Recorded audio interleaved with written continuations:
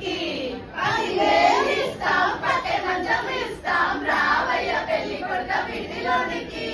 10,000 అక్కర్లేదు, పట్టే మంచం అక్కర్లేదు, రామండి బావగారు వీధిలోనికి.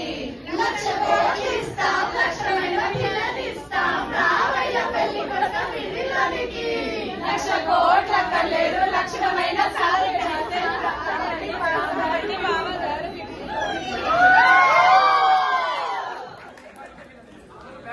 ఇప్పుడు ఏంటి మరి 1,00,000 కోట్లు వచ్చినాయి? ఎన్ని వచ్చినాయి? చెప్పినా కదా వద్దు మాకు లక్షణమైన పిల్లలు ఇచ్చినా వచ్చింది కదా.